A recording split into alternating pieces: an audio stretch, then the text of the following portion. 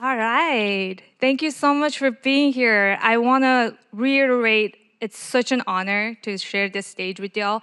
I mean, a lot of times when I think about, representation, it's really hard to see our community on top, especially in C-suite. So we're really excited to have you here, sharing the stage and then highlighting y'all. But can we do a quick introduction, Mike, starting with you? Sure. Thanks for having me. It's my first time here at Asians in Advertising. I'm Mike Chuthakieo. I'm the Chief Revenue Officer at 88 Rising.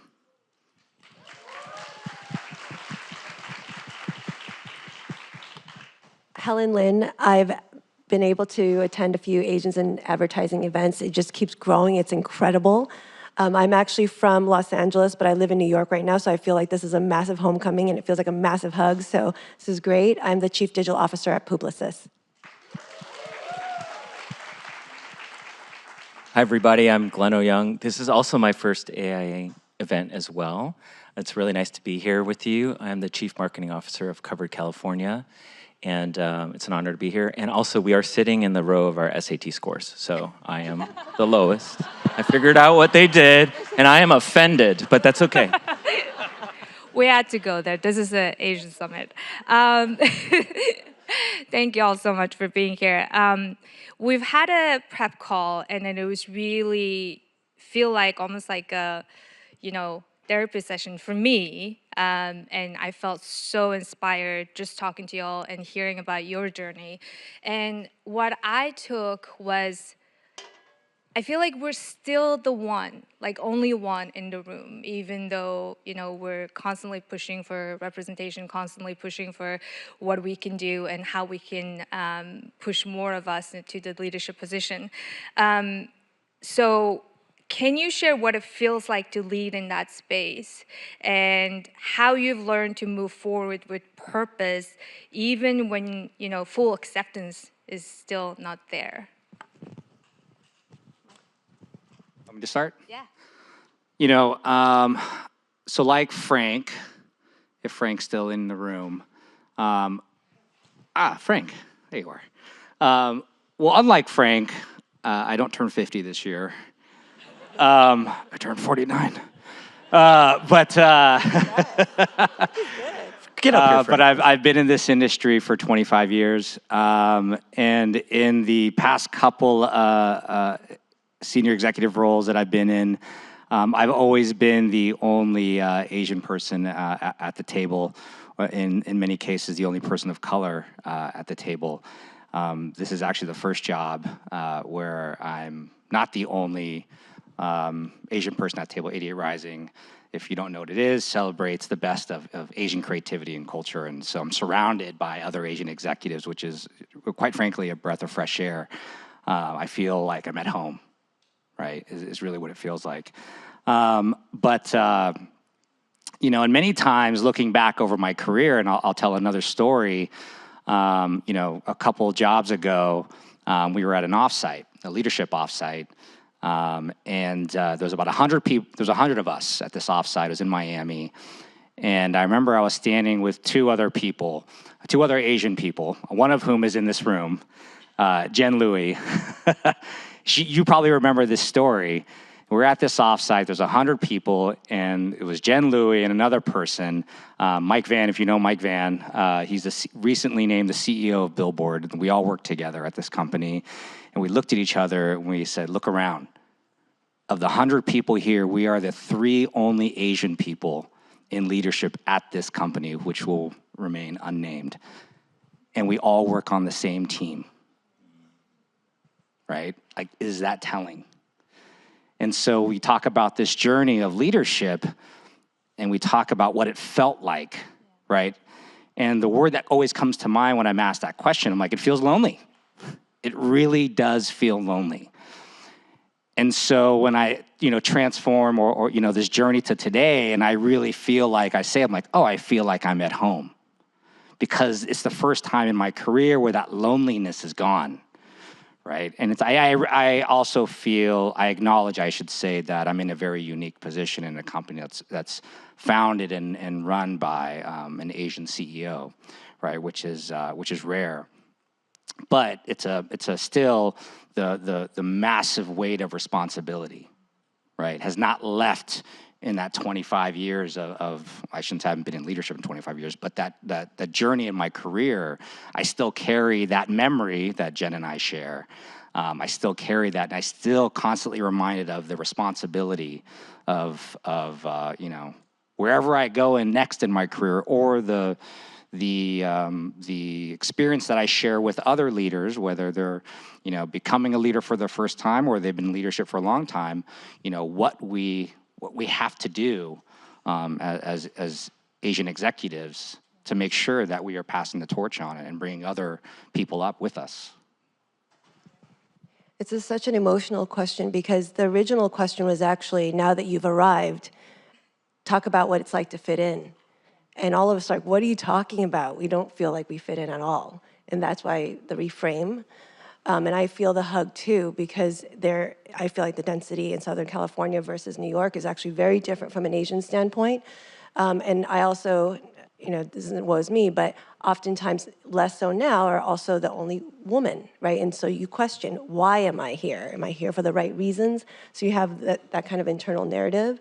But the thing that, I guess, when I look around and I'm the only Asian, what bothers me about that is that I feel that what makes me really strong and unique is actually cultural. But because I'm the only one, people don't know that. And so what I love about, and what I try to do, is bring more diverse people of diverse background. It doesn't have to be Asian into the room, because then you actually see that culture is a good thing. It isn't something that we all need to be homogenous and act a certain way as a leader, as somebody in the C-suite. And so I love these spaces, and I don't even know if you guys can relate to this, but in these rooms, when you are the only Asian, when they say that, oh, you're really great with your team. Yeah, that's filial piety. There's things that you couldn't even beat out of us, like we wanted to. We're not, no man left behind.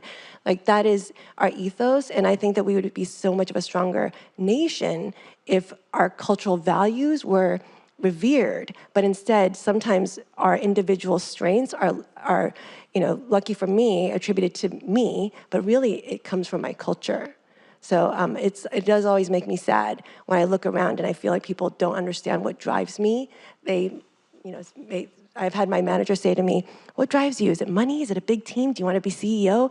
And I'm like, you don't get me. I want us all to do well and feel great about what we do. And I think that's a cultural thing. So it's lonely. Glenn? Yeah, such a great question.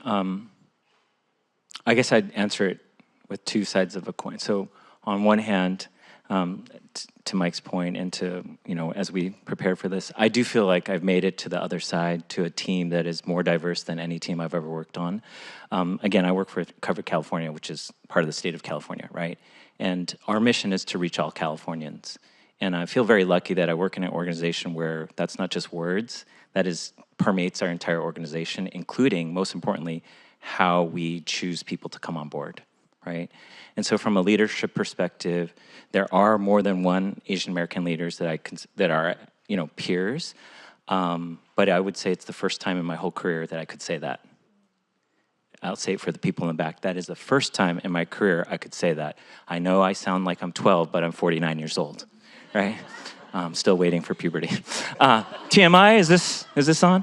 And I'm actually very sad about that, right? That I have to say that I've lived almost half a century, and this is the first team that I feel truly seen, and more than seen, that it's okay to advocate for myself from my lived experience. Not that it wasn't okay before, people were saying, don't do it, but there is sort of this comfort zone that you have to embrace for yourself to say, I'm gonna do that. And so the other side for Mike that I wanna share is that I got really involved in employee resource groups and BRGs in my previous employer prior to coming to the state. And it was not something I just woke up and said, I'm gonna join this ERG so I can get promoted or for my title. I was having a one-on-one with my former boss, who I love, who is also, immigrant, And she said, how are you doing? She's not Asian. And I did the very Asian/Asian American response, which is, I'm great. I think I even said it like that, like Scooby, I'm great. That's more Mickey Mouse, right? And then it hit me, I'm not great. And the reason I wasn't great was this is at the height of the violence that our community was facing, where if I have 2 daughters, it hit me particularly hard where a child was attacked in a Costco with his dad, like severely. And that kind of baggage that we carry around, I didn't feel comfortable because the room didn't look like me to say I wasn't great, but I happen to have a great boss and a great relationship, and I said, I'm not great. And I think I even cried, right? I think being able to say, I'm not great, or I am great, or this is my experience as a full human, and bringing that as part of your career, where a culture doesn't necessarily respect or see filial piety as a good thing, where a culture that doesn't see you standing up, and we bring to the mix, like not really advocating for yourself or saying the word I, but in this workplace, if you don't start doing that, people will just start thinking you're not that good, right? So I think these are the things that I think, to your point, have we achieved some level of success? Yes. But I think all the more reason to do things like this and learn from each other about how can we continue to advance as a community. And for those folks that are continuing to learn how to lead, what does that actually mean? It's not just about your own personal success, I think. Because you changed the question a little bit, and now I'm reading it, piggybacking off of that, what I try to do, though, and feel compelled so it isn't hard, is to start talking about it. So I love these questions because sometimes you see another person that is a minority, but you don't talk about the fact that you're both minorities. And now I do try to like ask, oh, where are you from? Like, I mean, city. What? How did you arrive here? What was your path? And I will flat out say, like, was it easy?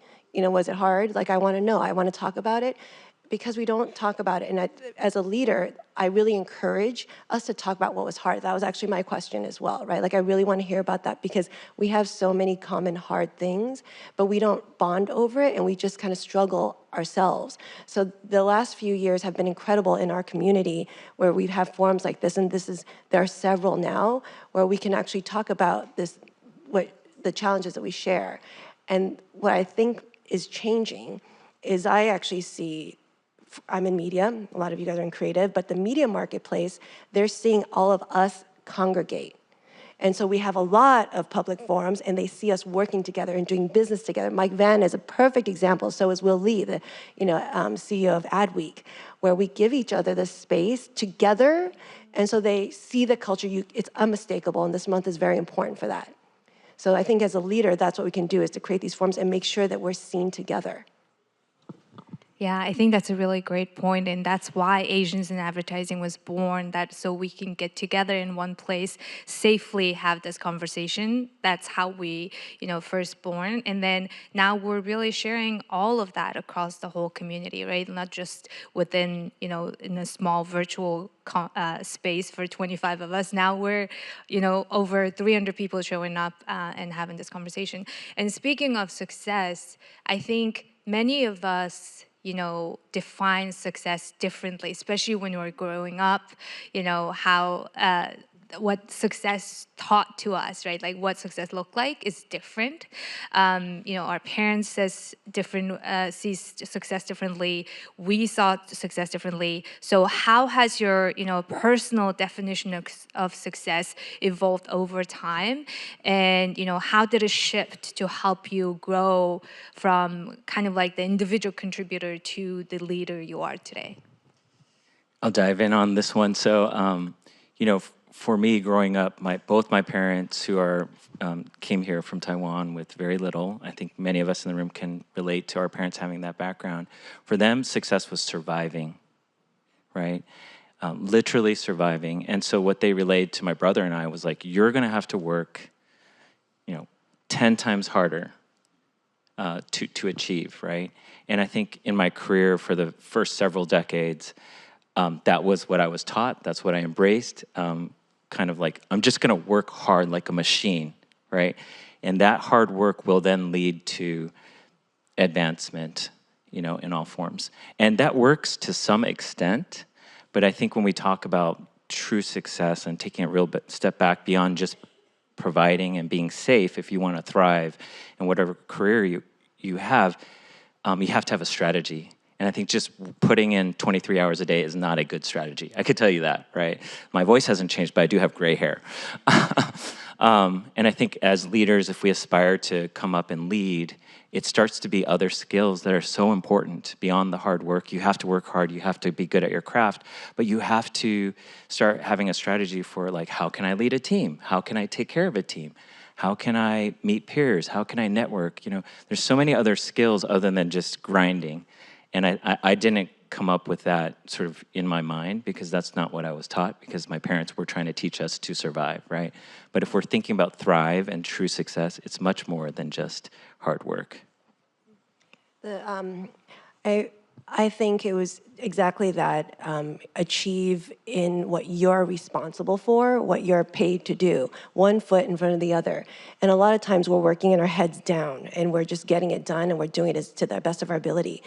What has changed for me is, and I don't know if it's because I'm over 50, and so I can reflect back on, like, I'm telling you, it's awesome, is that I now judge myself on things like job creation or legacy. So for example, if I were to leave, who's going to take my place? And it's a lot of responsibility to stay in place because you feel like that your role is needed, your space is needed, and there's not enough people to be your successor.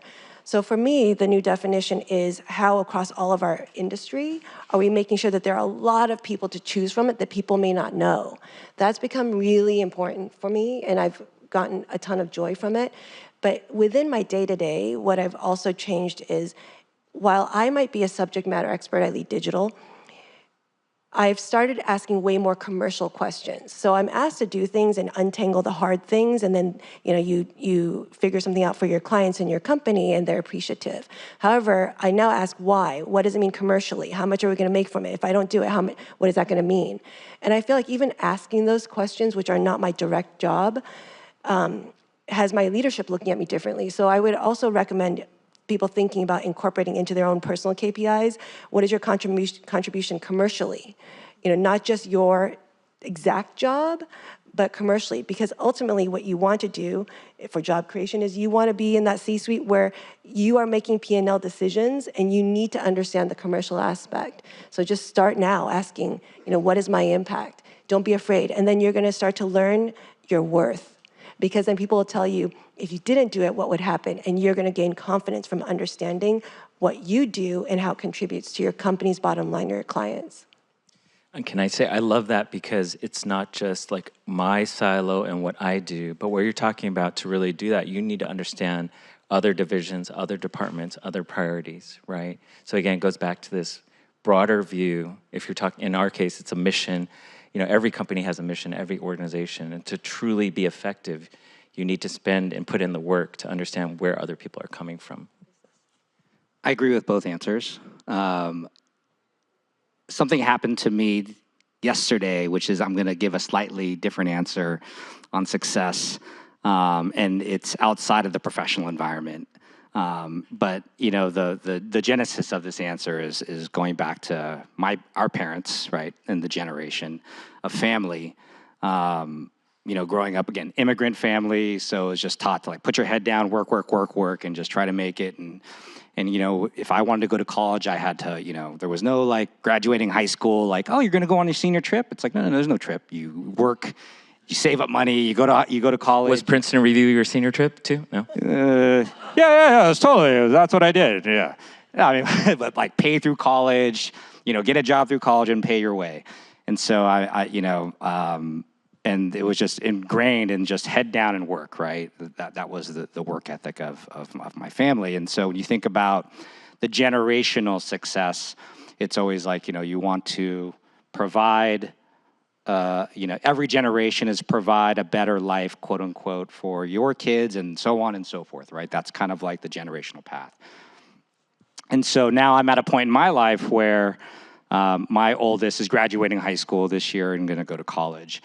And so, she's kind of, she was sharing with me last night, like, oh, look, these are the things I'm going to do, and look at the place I'm going to rent, and da-da-da-da. And she's like, oh, and this has an automatic fridge, and it's going to cost this money and this much money, and look at the things that I'm committing to. And I'm like, what the fuck?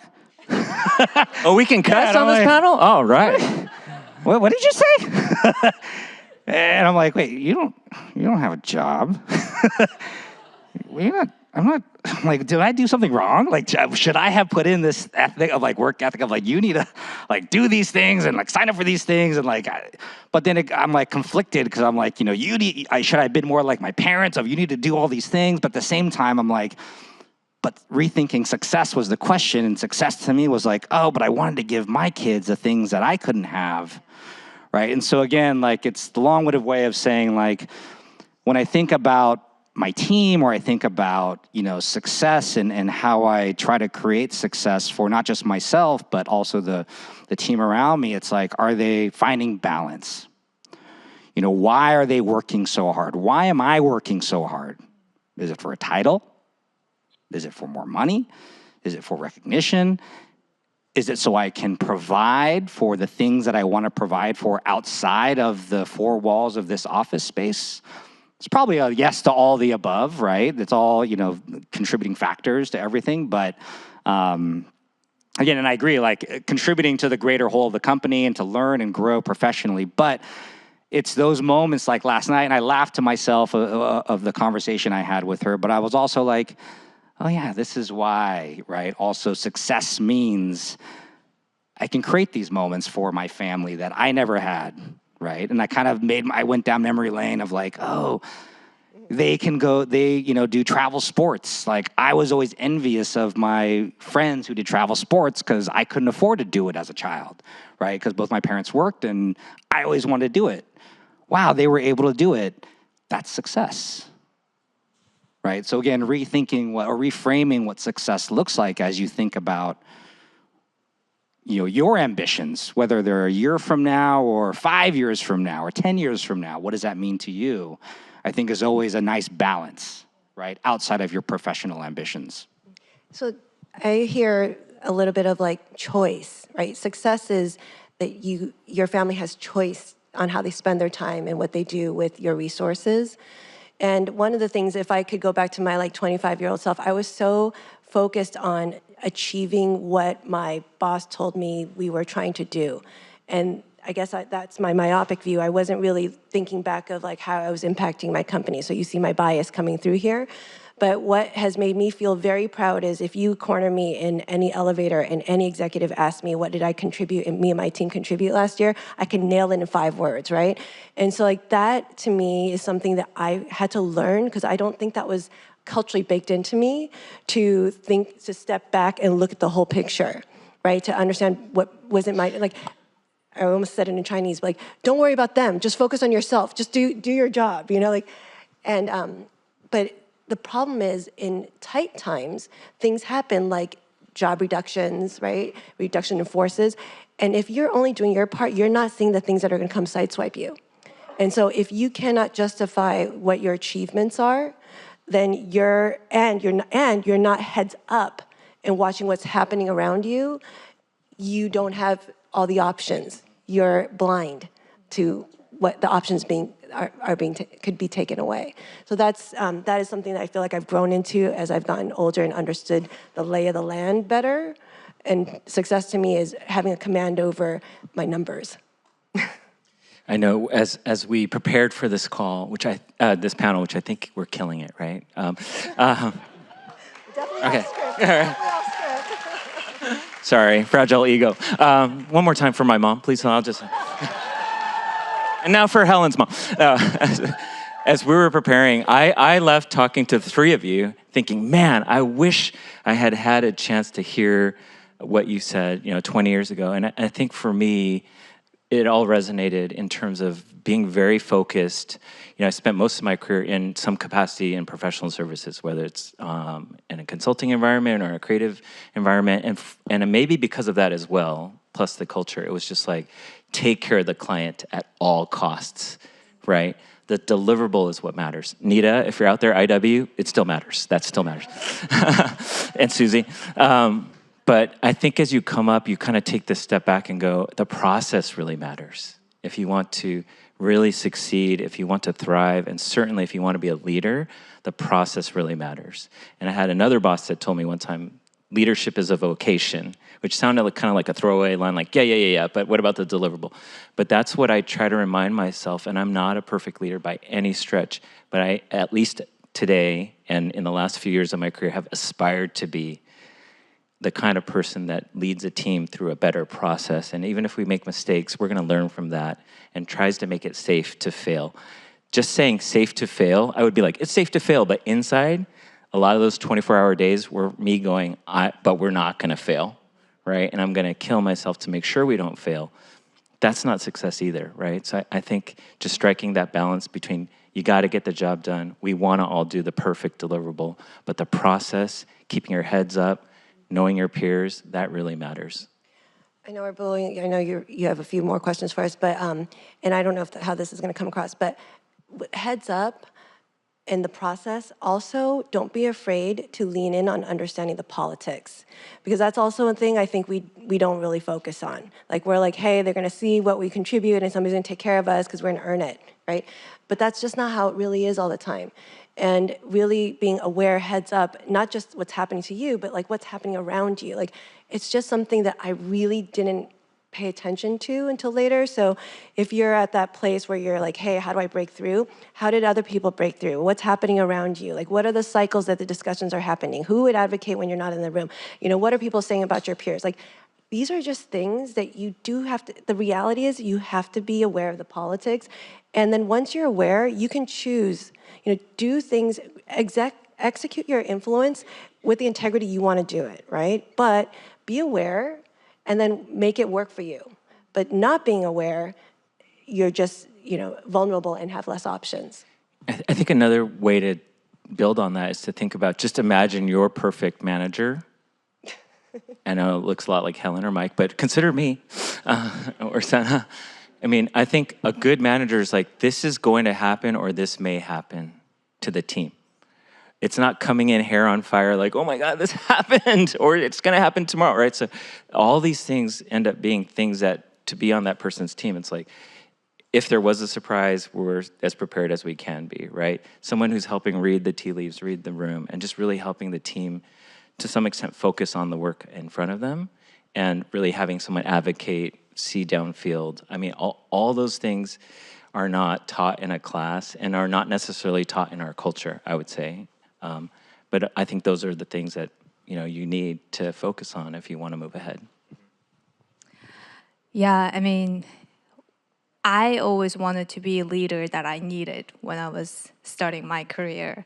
But then, you know, our panel today is leading with authenticity, and then just thinking about like authenticity sounds great in theory, but like y'all said, right, like in politics and showing up for the next generation in high-stake environments, like, you know, when you have to navigate that kind of internal politics, it can feel risky to be really show up as yourself, you know, showing your values and cultures and all of that.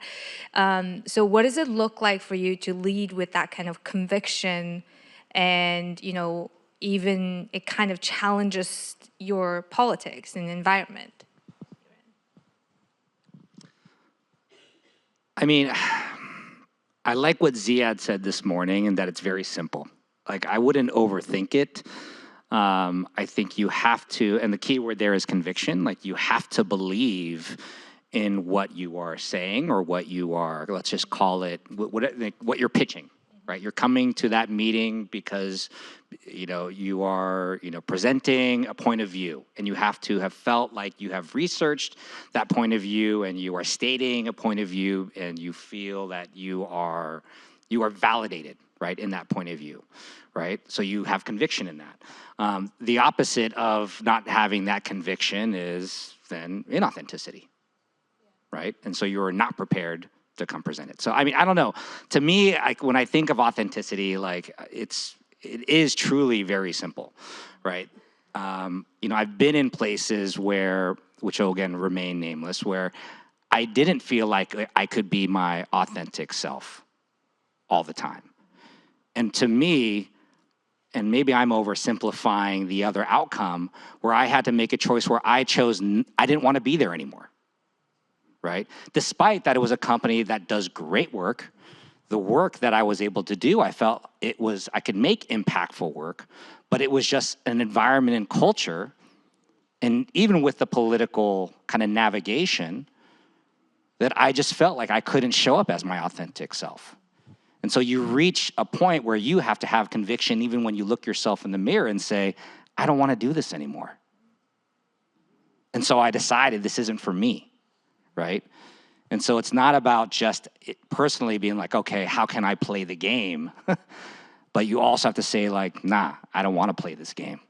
I'm out, right? And be okay with that. I think that's okay too. So I think it's a balance, to be honest. Proud of you for making those hard decisions. I don't know how it's going. I feel like I can't help but be who I am. Like Zayed had said, the safety is in that people aren't going to be surprised by how you act because you're so consistent. And so for me, like I can do certain things and I can get away with certain things because from the beginning of time in my professional career, I've been a certain way, right? My tone has been a certain way, I make decisions a certain way, so it's kind of like come what may, you hired me or as a client or an employee, and this is what you get for the good and for the bad. So I don't know if I have a great answer for that, except for that it makes it easier for me to move quickly by knowing that I'm only doing what's natural to myself. No great insights. I think that's really powerful. I'm making it sound like my parents didn't teach me anything valuable. They did, and I want to, just because my mom's going to watch this and yell at me. I lost my dad to cancer a few years back, and one of the things that we saw was an interview rating sheet when he was interviewed in the 70s. And my brother and I fell down just in shock and laughing, and also kind of proud of him because it literally said, and I quote, Phil Oyoung is not a regular Oriental guy, not your typical Oriental guy, right? And I was like, okay, so I think, again, scarcity and fear mindset, Mike, I'm going to go back to you. What he taught us was what he thought would make us safe, but he himself was very not your average Oriental guy, apparently, and neither am I. And I think part of that, we were always encouraged. My mom was a social worker and moved up the ranks. And these are, that wasn't a normal field, air quotes, either in the 70s. I think what they did pass on was like, just try, right? So though they want it, and I struggle because I have 2 young kids, I don't want them to take huge risks and fail. I don't want them to get hurt, right? But at the same time, when we talk about conviction and just versus conformity, I think it is about understanding what's your why, right? And for me, it has always been connecting to a mission, right? And I definitely feel at Covered California, like my North Star and many of my peers and almost everyone in the organization, the North Star is taking care of the members. So we may not agree on the policy, we may not agree on the air quotes politics, but I think what is very liberating is I do think that we all believe that we all care equally about the mission and the people we serve. That is very unique. Like, I work for probably the only healthcare brand that doesn't care where you get healthcare. Our mission at Covered California is to connect you to health. And that may lead you to Medi-Cal, that may lead you to Kaiser Permanente, that may lead you to an employee-sponsored plan at IW Group. I promised Nita I would say that. But either way, if we do our job in marketing and get you to healthcare, we have succeeded. And our leadership, our board, we all believe that. So I think that helps us have we have the luxury of all having conviction about the mission. But I would say, don't mistake conviction and passion for being right. We can all feel we're right, but we should also maintain curiosity, right? And I think that that's what served me well. Since this room is heavily creative folks too, right? I'm actually an accountant. Which can be very creative too, if you're a finance person. So my boss, who, this is why I've been at Publicis for so long, I'm in a lot of pitches, and you know, when I mess up, like, you know, phrase something wrong and I might giggle at myself, right? And he loves that. And he would always tell me in the beginning, I would be like, oh my God, can you believe, like, you know, he's like, they love that. And so some advice there is, as you're, tell your pitch in your words, because it's so human, and they'll embrace your story because you're unassuming and you're so authentic. But that actually, even though our parents are like, you know, like in Chinese, guai guai de, you know, like a certain way, like I was sitting in the front, you know, like, yeah, it's like, you know, like hands on my, you know, sitting like this. But actually in real life, you want to be a pointy person these days. And they want to feel who you are and how you're different than the next guy. And especially in creative, they want to know that you're going to be able to help differentiate their brand because you're differentiated. So I think thinking about authenticity that way too, to not be afraid of it, because that's actually what people are trying to buy these days. There are people that will think of things in their own way, that will connect with more people than the stereotypes. It's right, like lean into exactly who you are, right? Don't try to conform or be something who you're not, right? And that you'll organically show up consistently, right? People will see exactly who you are day in and day out, right? They'll be able to spot if you're conforming, like, oh, you're this person this day, and then tomorrow you're this person, and they start to see like you are just being, again, the opposite, inauthentic. I asked a woman about board positions, because that seems to be the thing that people do at my age. But, and I'm not interested in that, but that's like what all my girlfriends are doing. So I'd asked her like what her journey was, and she was saying that like she was always known as, and she's also Asian, she was on the board of, I think, a public CPG. And she was saying that like she was always known as like the person that like cleans things up at any company she was at. And so then she was known to be abrasive about it, like really unemotional, just going into the, you know, and spotting what needs to change and then just being really upfront about it. In the board positions, the reason why she was on 3 public boards, and these are big brands that you definitely grew up eating those foods, she's known as the turnaround queen. So while she was ruffling feathers, sharp elbows, while she was doing her own natural stuff, and that's just her style, now she does 3 boards. Her kids are super, you know, successful now. She's kicking back in like her beautiful home, collecting these like board checks because she's the turnaround person. So I think, yeah, just being like who you are, what you like, doing it authentically, and that becomes your reputation. And then hopefully, you know, you're sought out for that. And that becomes, you know, your passion becomes, you know, how you make your money. Yeah, so I owe a lot of my career success to AIA. So when we first started Asians in Advertising, we talk about advocating for yourself, you know, talking about your success, talking about your accomplishment at work. I wasn't doing that. So I literally had, and then, you know, showing up in that room where most people don't look like me. I'm the only woman of color sitting in these rooms, you know, hearing all these like inappropriate jokes. It actually gave me like courage to say something because I was part of AIA. And it's not natural for me to like, oh, I'm gonna do this for myself. Like, I'm gonna advocate for myself. Like, I can never do that. But when I thought about it in a way like, I need to say this so that when there's another Asian woman comes after me in this room, they're gonna expect her to say something and they're not gonna say these things. So like thinking about it from a point of like, I'm gonna do this for my community, I'm gonna say this for my community and advocate for myself so that I'm walking the talk, right? That really helped me kind of like constantly show up what's important to me and, you know, talking about my values. So I owe that kind of teaching and way of showing up to Asians in Advertising. And it couldn't have done it, like we couldn't be here, Asians in Advertising couldn't be here without all these sponsors and all these partners and all of y'all, right, being here. Like this panel was sponsored by Magnite, and if they didn't, like, we couldn't get y'all here, right? So we're really appreciative of all these organizations, all of y'all, all of you to be here, and you're gonna talk about this panel, what we learned today in the spaces you're going to be in. So I think that's kind of how we change, right? Like lean on our communities, lean on our friends and people that look like us, and kind of let the change. So I really want to thank y'all for representing us on those spaces and really opening those doors and showing, like, leading by example. I know we're really close to our panel time, but I wanted to ask you like a bonus fun round. So if you, like, whether it's a pitch, presentation, or tough conversation, what's your like go-to hype song or ritual or mindset that kind of helps you step into that kind of leadership mode, right? Like your C-suite mode? Is there anything that you kind of like do? Math. 88 Rising? I mean, I would name every 88 Rising track if this was being filmed.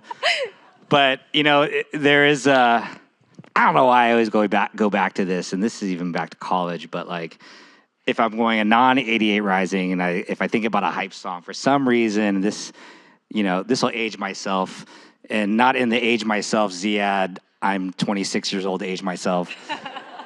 But age myself, and I'm much older than that. But I'll go back to the 90s, Method Man, Tikal. If anyone was Method Man, Tikal remembers that track and that album, but that track was always like the hype track for me that just got me ready. Like, even it was like ready to play dominoes in the dorms. Like, that just always, and we had 40s and we sat around dorms, that's what we did, but that was like my hype song, and I still listen to that sometimes. To this day, when I'm like just getting my head right, and even for work, I'm not even lying. I'll put that on, just like getting myself in the zone. But that's it. Helen? I don't have an exciting song, but I do breathing. Just my mind just goes really fast, and I just need to do that like Navy SEAL box breathing thing. It really works. It helps settle my mind. I've been box breathing this whole time. It's not working. It's not working. I need some 40s. I'm all over the map. I would say musically, I'll just stay with music. I do some breathing, but I would say like you will catch me listening to the Smiths or Morrissey, or then like this past week, which has been crushing. I just have Jay-Z like on repeat, like over and over again. So I'm all over the place, but I should do some box breathing. Thank you. That's great. Let's take some questions. Questions? Hi, thank you so much for coming. Mike, I was particularly intrigued by your story about realizing when you were done at a company that it wasn't welcoming and you were ready to walk away. And I'm curious, Mike, Helen, or Glenn, when you had those experiences, how did you reach that decision and come to peace with it? What was your calculus? Was there ever any pool where you're like, I have an obligation to at least try to educate those around me or change the system? And how did you decide, yeah, I'm ready to walk away? I wish I could say it was graceful. But I'm human, right? We're all human. But I think your gut, right? For me, it was my gut. My gut just all of a sudden, you kind of wake up. You get that feeling over time, and when you look back, like hindsight always, right? You kind of like identify these moments.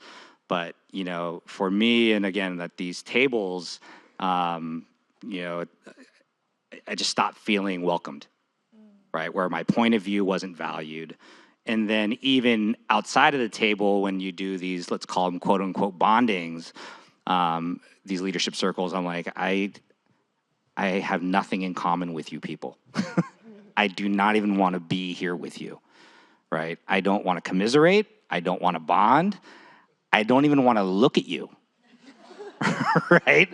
Like, this is bad. This is not good. There is no success happening here.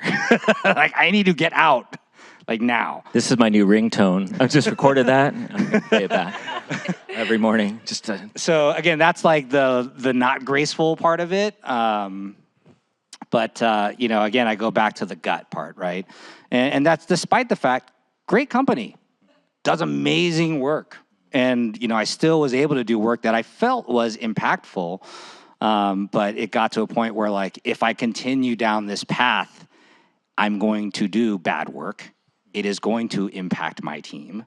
My team is going to see that, right? Like, I need to make a change. So we just have to acknowledge we are human at the end of the day. And to try to conform and be my inauthentic self in order to be at this great company, probably make, a great paycheck, what is that going to do to my own mental health, right? Frank? Great panel, guys. Do you mean that? You're Tell me later. I wasn't trying to Really take on you, We'll ask Frank, him when later I in the... Did you really mean called you out in the I beginning. have two quick questions as I think about this audience. One, as you guys have hired and employed a ton of talent, what's a pet peeve? What's something that, so two questions. What is like a consistent, repeatable thing that just annoy you from your employees as a watch out? And then two, I'm sure you guys have all been mentors. What are some of the tips for potential mentees? Like, what do you want from them? I'll give you an example. If I have somebody that's like, look, I'd love to get some advice and sit down, and they come in and they literally have no preparation whatsoever, it's annoying. It's like, why are we even here? So like, can you give my younger self some advice on like, A, how do I not be a bad employee? And then two, how do I show up to be a really good mentee? I'll go. So your younger self, who I know, we should stop buying wheels for our Preludes in the 90s. That's what we did. I said me and you. We could have sold the company by now, apparently, by the time we're 25. But the Prelude is pretty sweet. My first boss after college, Chris, who I still talk to, kind of like an older brother to me, on my very first day, I kept running back to his desk with questions. And by the third time, you guys are like, yeah, you're an idiot, Glenn. Thank you for your judgment. You understand, right? So a newer employee right out of school, coming back and forth to his desk. And on the third time, he said, Glenn, you can come back as many times as you want today. I could tell he was very pissed, right? But the next time you come back, you need to have 3 recommendations.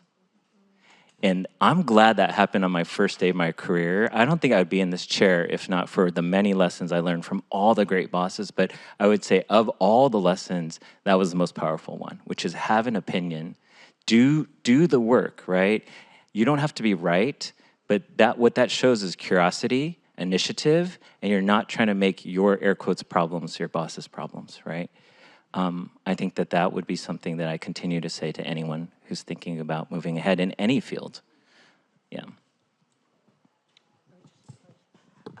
The pet peeve of mine is when people can't articulate what they do. So like I really love when someone's able to describe a process and they nerd out over it. And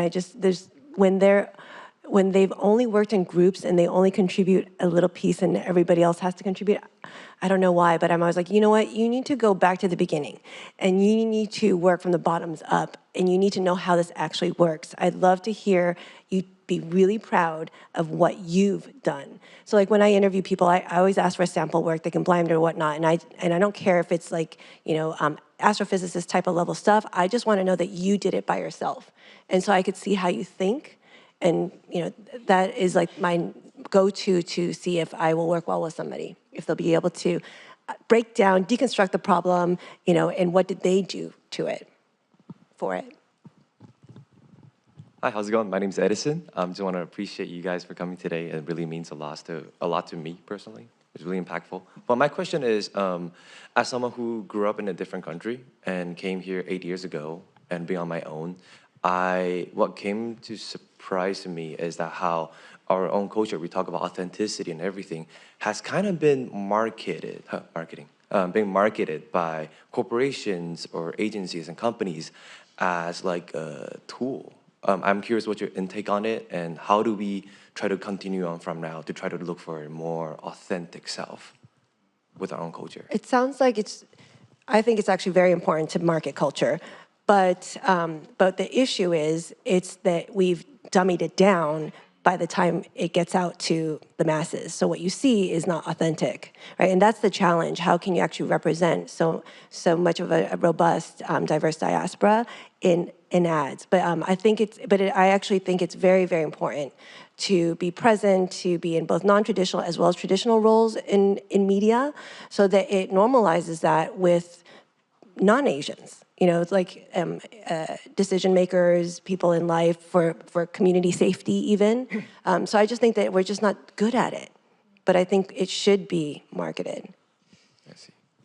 It's such an interesting question. I would just say what that looks like is everyone in this room moving forward in your career, so there's more voices in these decision-making rooms to say, I'm going to break it down very real because we're AIA, like what that can look like, what you described is like, oh, here's this spot we're doing for a film of like CPG and it's for Asians. Oh, well, Asians care about family, so make sure that there's the grandma and a multi-generational presence. And that can be true for sure, but is that how we define any culture, right? In just that one sentence, like Asians like their family, so make sure the grandma's there. Like, give me more, right? Help me understand why this makes sense.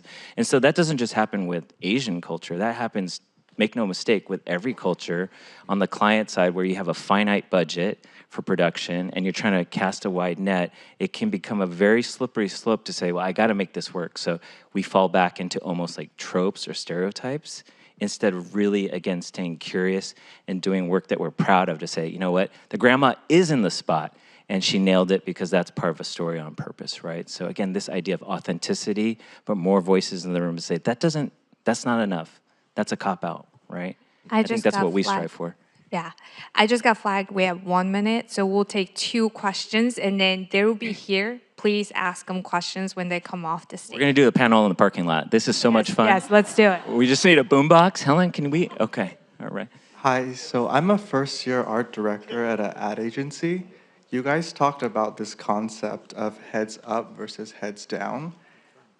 I feel like a lot of my point at the stage I'm at is very heads down and focus on craft. At what stage do you switch to more heads up mentality? And what does that actually mean to be heads up? Do you know that Bernice, hopefully I'm not revealing vulnerabilities, but that was actually an impetus of Bernice with Asians in Advertising, is that she was the person, the fix-it person at the creative agencies, so when the big pitches came, she was drowning in fixing all these other things. And so I don't think it's a phase, I think it's always, right? We're just, as you are moving, make sure you're also spending some time to just take that box breathing technique and sit back and understand, like, who are the decision makers at my company? Who should I make sure that I'm just walking around and making sure that they know what I'm doing? So I think you do it throughout your everyday, not every day, but, you know, from any stage, you have to be aware of, I don't want to say merchandising yourself, but making sure you know that who are decision makers and making sure that somehow they're aware of your contributions at any stage. Yeah, sometimes you might hear the term like zooming in and zooming out also. So like while you're looking like very narrowly at, let's say, your project, but also taking a beat and saying, okay, let me take a step back, pause for a second. Why am I doing this? Who are the stakeholders? What do they care about? Why do they care about these things? Am I approaching it from their perspective? Like start to ask a couple questions from maybe not your perspective, but other people's perspectives. Again, zooming out, right? To take a broader look at, in this case, let's say, the assignment or the project. Yeah, and really tangibly, I would say, you know, are you making time, actual time, to have coffee with other department heads or other stakeholders, right? To understand what it is they do and what it is they want, what keeps them up at night, what's stressing them out, right? For me in my career, when I started to focus on this, not being afraid, even though it's uncomfortable sometimes, to reach out and say, can we have coffee? I want to know what you do, right? And not be fake about it. Like, I literally want to know because you seem like a very important decision maker here. Can you teach me what it is that you do? And those are the very same people in the room that you are not in who will advocate for you. Did you bring 3 recommendations for how that C-suiter should change what they do? It's back there. We'll do it in the parking lot. There's a QR code. Last question. Hello. First of all, I want to say thank you so much for your time and sharing your experiences with us. I'm curious to hear what your inner dialogue is like when stopping and acknowledging your achievements at the level that you are. And I say that because oftentimes in Asian culture and hustle culture, it's very easy to see our achievements as a given. You know, like, of course I did it. I was expected to do it. What's next? And oftentimes in households where those achievements weren't verbally celebrated. That is a very brave question. I think we all thank you for saying that out loud. Make no mistake, and this is how we feel, right? I'll pass the mic, but I don't think it'll be, for me personally, I'm my own worst critic, and I'm criticizing myself right now. And it's a learned behavior, it's a survival behavior. I think it's multi-generational, and it's just something that, you know, I think many of us grapple with all the time. And it takes a lot of work to overcome that. But I think part of it is authenticity. That's our panel, saying, that is what it is. I didn't make it by myself. My parents didn't make it by themselves. This goes back eons, right? And just acknowledging that and coming up with a plan to strategize and how do you overcome that? And how do you listen to that critic too and make it something that in some way is valuable? I know that sounds trite, we're out of time, but for me personally, it is going to be a journey for the rest of my life. And my hope, to Mike's point, is that I don't pass that on to my kids. That's what, for me, success looks like, is that my team will say, you know, things were hard, but he had our back. Things were hard, but we did work we're proud of that matters. And that my kids would say, Dad's the best. But so I'll pass the mic to you guys. So promise me you're going to do this. If somebody thanks you, let them finish. Okay, one, because it's always, oh, no, they did it. Oh, no, everybody did it. Oh, it was everybody, right? Right. Second one is when they say that was awesome, just say, oh, what part? Why? Just ask. I know it's uncomfortable, but because I needed to hear people explain why they thought I was so great. And then you start hearing the themes, and then you start to establish your own worth, and then you start to understand how you're perceived, and then you start to use that strength more intentionally. So just let people thank you, let them finish. And if they thank you, but they don't explain why, just go, why? And let them articulate that. And it's also good, especially if they're your manager, because it makes it salient for them what you've contributed. I love that. And then I would say I wouldn't change anything of that. I would say then pass that forward or pay that forward, right? Yep. Thank you all so much. This was so incredible. Thank you all for being here.